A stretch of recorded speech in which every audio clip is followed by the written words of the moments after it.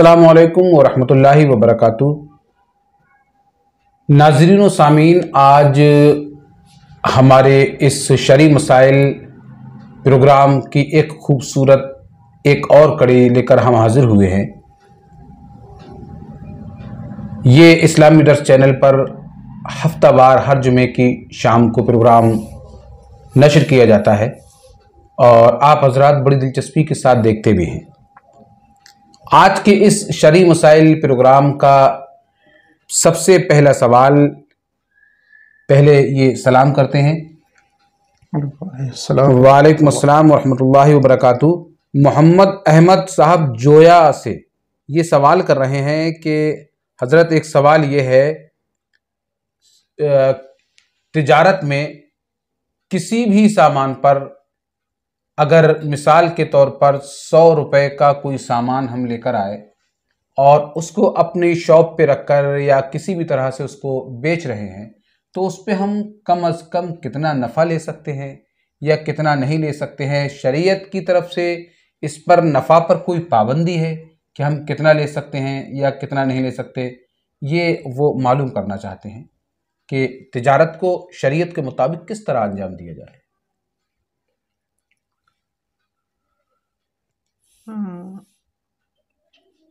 देखिए मोहम्मद अहमद साहब,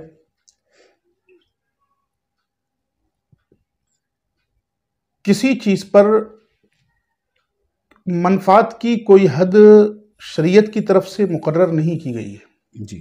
यानी ऐसा नहीं है कि शरीयत इस्लामिया ने ये मुकर्रर किया हो कि आप इतने परसेंट मुनाफा ले सकते हैं या किसी चीज़ पर इतनी फीसदी मनफात ले सकते हैं, इतने की चीज़ हो तो इतने की बेची जा सकती है। इस तरह की कोई हद मुकर्रर नहीं की गई है, बल्कि अबू दाऊद शरीफ की एक हदीस है जिसका मफहूम यह है कि एक मौके पर एक सहाबी रसूल, अल्लाह के रसूल सल्लल्लाहु ताला अलैहि वसल्लम की बारगाह में हाजिर हुई और उन्होंने ये बात अल्लाह के रसूल के सामने रखी कि या रसूल अल्लाह साइर, आप कीमतों का तयन कर दीजिए। भाव लोग उल्टे सीधे बढ़ा रहे हैं, लोगों ने बहुत ज़्यादा कीमतें बढ़ा रखी हैं, आप कुछ मुतय्यन कर दीजिए ताकि हम उसी हिसाब से मनफात ले सकें। आप गौर कीजिए, अल्लाह के रसूल सल्लल्लाहु ताला अलैहि वसल्लम ने किसी चीज़ पर मनफात की कोई हद मुतय्यन नहीं की, बल्कि ये फरमाया कि कीमतें अल्लाह तबारक व तआला बढ़ाता है और अल्लाह तबारक व तआला घटाता है। हाँ, ऐसा नहीं होना चाहिए। मैं कोशिश ये करूं कि मैं अल्लाह तबारक व तआला से इस हाल में मुलाकात करूं, इस हाल में मिलूं, यानी दुनिया से इस हाल में जाऊं कि किसी पर मेरी जानिब से जुल्म ना हुआ हो। मतलब ये है, इस हदीस से साफ जाहिर है कि आप मुनाफा ले सकते हैं, मनफात कमा सकते हैं, तिजारत होती ही नफ़ा कमाने के लिए है, लेकिन किसी की मजबूरी का नाजायज़ फ़ायदा मत उठाइए। जो चीज़ वाक़तन जितनी है, आप जितना मुनासिब समझ रहे हैं उतनी मनफात लीजिए।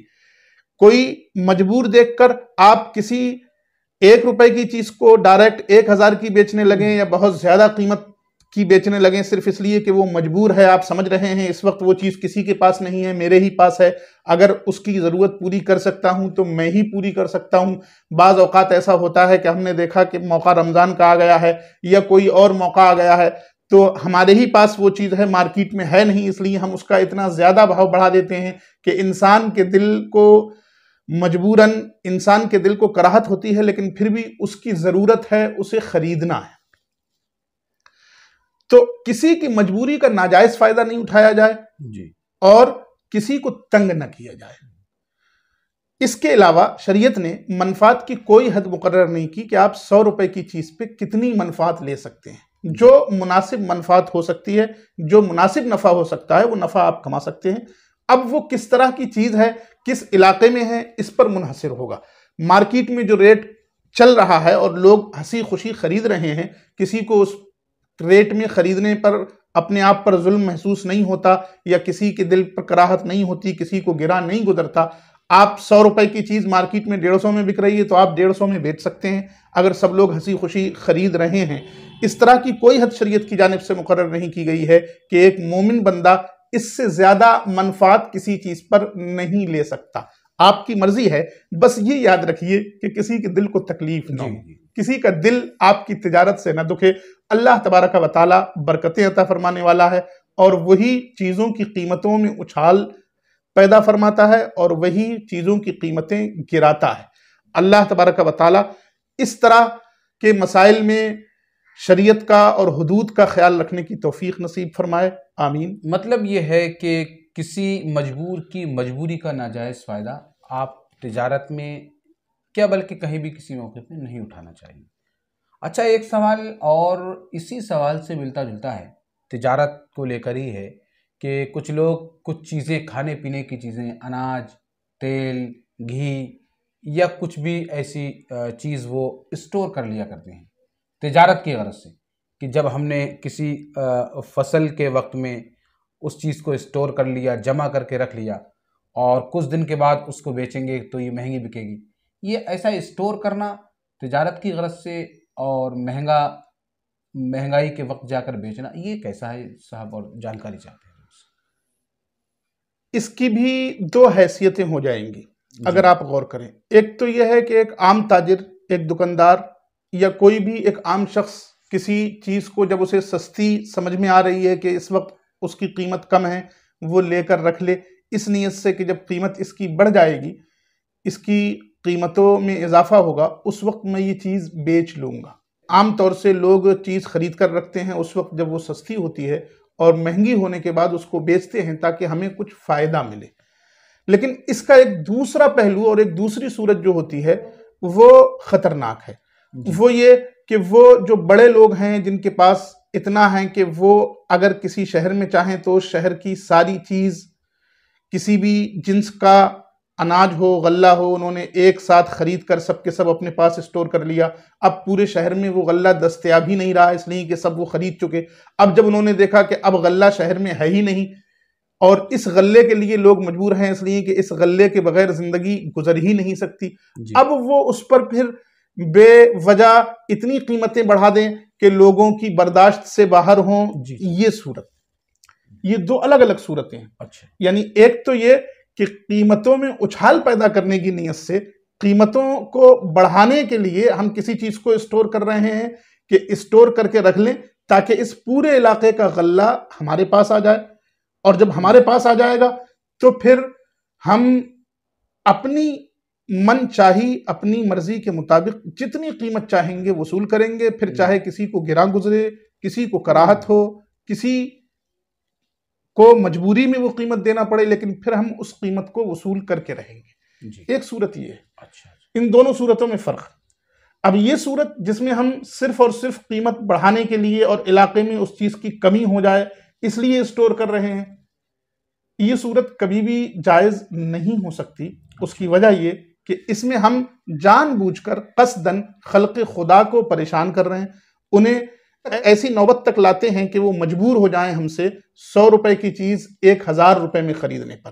ان کا دل کراہت کرے یا ان کی طبیعتوں پر بار گزرے، گراں ہو، لیکن ہم اس کو بیچیں گے اس لیے کہ صرف ہمارے ہی پاس ہم نے اسٹور کر رکھی۔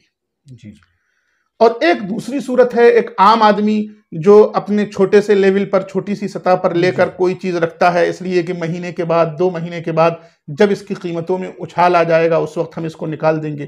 یہ جائز ہے، اس میں کسی قسم کی کوئی کراہت نہیں ہے، اس لیے کہ اس میں کسی کے دل کو تکلیف دینا یا لوگوں کو مجبور کرنا یا کسی پر ظلم کرنے کی نیت یہ کچھ بھی نہیں۔ اس کا اپنا فائدہ ہے، اس کی اپنی منفعت ہے، اس نے لے کر اسٹور کیا ہے اس نیت سے کہ جب قیمت بڑھ جائے گی تو ہم اس کو بیچ دیں گے۔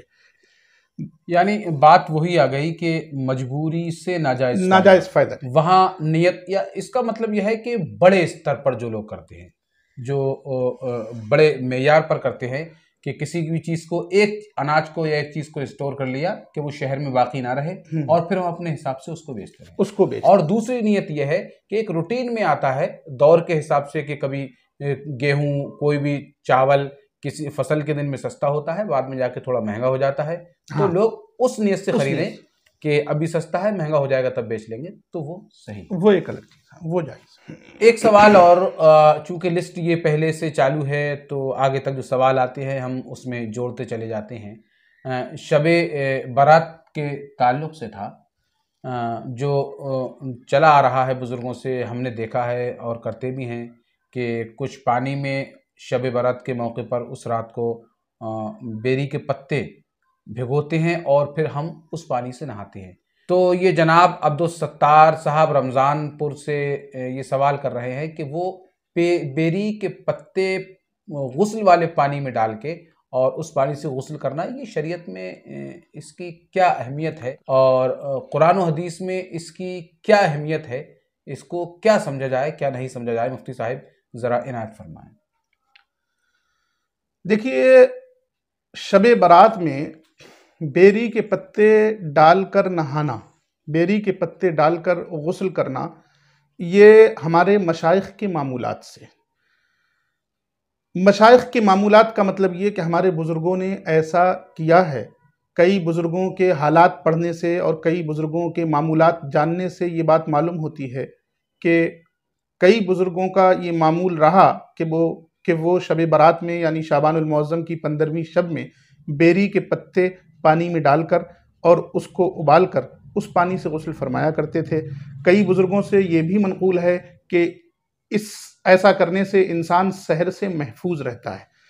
لیکن چونکہ آپ پوچھ رہے ہیں قرآن و حدیث کی روشنی میں کیا ہے، بات جب حدیث کی ہے یا قرآن کی ہے تو آپ سماعت کر لیں کہ اس طرح کی کوئی حدیث نہیں ہے جس میں یہ حکم دیا گیا ہو یا جس میں یہ کہا گیا ہو کہ بیری کے پتوں سے نہایا جائے، بیری کے پتوں کو جوش دے کر پانی میں اور پھر اس پانی سے غسل کیا جائے۔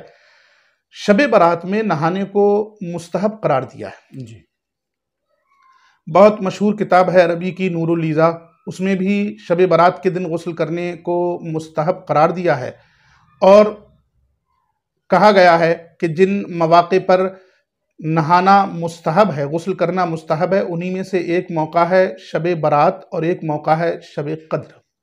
جی، اب اس میں بیری کے پتوں کے ڈالنے والی بات یہ صرف اور صرف معمولات مشائخ سے تعلق رکھتی ہے۔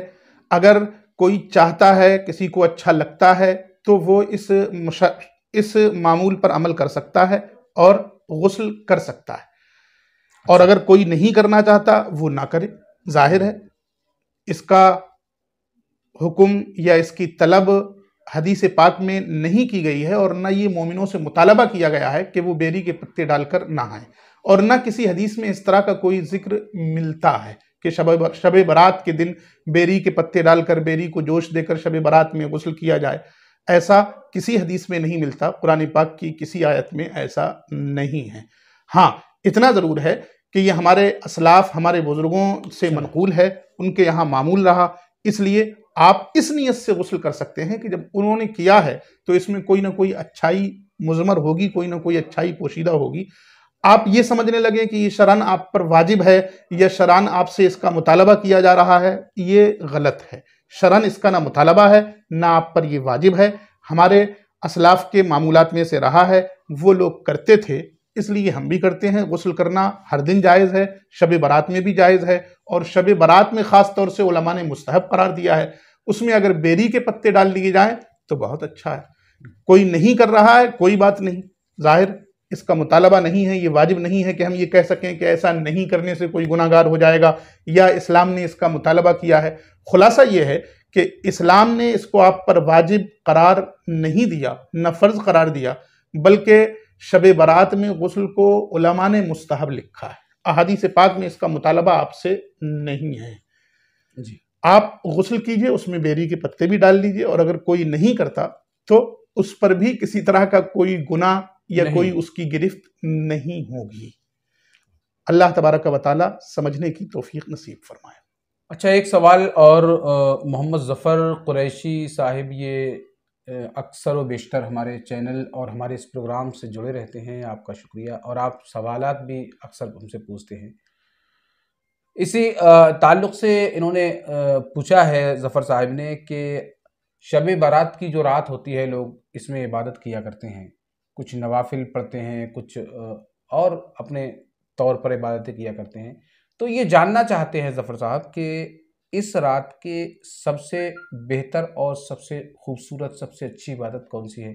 کیا اس رات میں ہم نوافل پڑھیں وہ بہتر ہے، یا ہماری جو فرض نماز قضا ہو گئی ہیں ان کو ادا کریں وہ بہتر ہے، یا ہم قرآن عظیم کی تلاوت کریں وہ بہتر ہے؟ کیا بہتر ہے، اس کے بارے میں یہ وضاحت چاہتے ہیں۔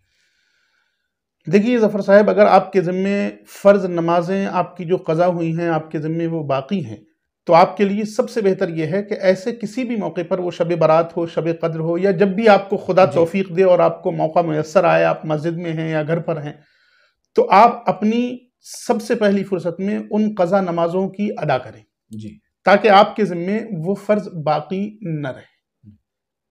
آپ کے لیے سب سے پہلے یہ ضروری ہے، اچھا، وہ چاہے شب برات کا موقع ہو، شب قدر کا موقع کوئی ہو، بھی موقع ہو۔ یا شب معراج کا موقع ہو، یا کوئی اور موقع کوئی ہو، اور جب بھی موقع اللہ تبارک و تعالیٰ آپ کو توفیق دے دے۔ ہونا تو یہ چاہیے کہ آپ جلد از جلد وقت نکال کر اپنے ان فرائض کی تکمیل کریں جو فرض آپ نے قضا کر دیے ہیں، جی اور جب آپ کو موقع میسر آئے تب آپ ان کی تکمیل کریں۔ اور اگر آپ کے ذمے کوئی فرض نماز باقی نہیں رہ گئی ہے، جی آپ نے فرائض ادا کر لیے ہیں، قضائے عمری ادا کر لی ہے، تو پھر آپ نوافل پڑھیے، اور جی نوافل میں قرات لمبی کیجیے۔ اچھا بہت سے نوافل منقول ہیں اور بہت سے نوافل پڑھے جاتے ہیں بزرگوں سے کہ یہاں معمول رہے ہیں، جی ان نوافل کی ادائیگی کیجیے، لیکن اسی وقت جب کہ آپ کے ذمے کوئی فرض نماز باقی نہ رہی ہو تب۔ اچھا اور اگر نماز پڑھتے پڑھتے تھک جائیں تب پھر تلاوت قرآن کیجیے، اس لیے کہ تلاوت قرآن بھی بہترین عبادت ہے۔ جی لیکن نوافل میں جب وہ قرآن عظیم کی بڑی صورتیں پڑھی جائیں تو وہ اس سے اس بہتر میں دونوں چیزیں اکٹھی ہو جی رہی ہیں، نماز نوافل بھی جی جی جی جو عبادت ہونے کی ہاں حیثیت سے نماز بہرحال اہم ہے، بالکل بالکل تمام عبادات میں نماز کو اہم العبادات کہا جاتا ہے، جی وہ جی نماز بھی ہے، اور پھر جی آپ اس میں قرات لمبی کر رہے ہیں تو تلاوت قرآن بھی قرآن ہے، عظیم دونوں بھی چیزیں اکٹھی ہو رہی ہیں۔ اسی لیے کہا کہ پہلے آپ، اگر آپ کے ذمہ فرض باقی نہیں ہیں تو آپ ایسا کیجئے کہ نوافل پڑھیے اور ان میں تلاوت کو لمبا کیجئے، قرات کو لمبا کیجئے، اور جی اگر نماز پڑھتے پڑھتے تھک جائیں تو کہیں بیٹھ کر آپ جی تلاوت کر سکتے ہیں، وہ بھی بہترین نفل ہے۔ جی اللہ تبارک و تعالی سمجھنے، سمجھانے اور عمل کرنے کی توفیق نصیب فرمائے۔ ظفر صاحب بہت بہت شکریہ، آپ نے سوال رکھا۔ ماشاءاللہ رمضان شریف کا مہینہ شروع ہو چکا ہے اور بڑی برکتوں اور بڑی رحمتوں والا یہ مہینہ ہے۔ ہم چاہتے ہیں کہ ہمارے تمام ناظرین و سامعین اب رمضان المبارک کے تعلق سے اپنے تمام سوالات ہمارے چینل پر ارسال کریں، بھیجیں، تاکہ اس مبارک مہینے میں ہماری آپ کی سب کی بہت ساری اصلاح ہو سکیں۔ آپ کے ساتھ ساتھ ہماری بھی اصلاح ہوتی ہے اور اچھا لگتا ہے، کوئی موقع آتا ہے اسی موقع پر سوالات رکھنا اور جواب سننا۔ اللہ تبارک و تعالی ہمیں اور آپ کو سبھی کو ان سے عمل کرنے کی توفیق عطا فرمائے۔ اور ہاں، آپ حضرات یہ جو پروگرام شرعی وسائل ہیں ان کی ویڈیوز کو ضرور شیئر کیا کیجیے، تاکہ ہمارے اور آپ کے ساتھ ساتھ دنیا میں ہزاروں لوگوں کی، بہت سارے لوگوں کی اصلاح ہو سکے۔ اسی کے ساتھ اپنے میزبان سید عاطف علی اور حضرت علامہ و مولانا مفتی سید واقف علی صاحب کو اجازت دیجیے۔ السلام علیکم ورحمۃ اللہ وبرکاتہ۔ اللہ حافظ۔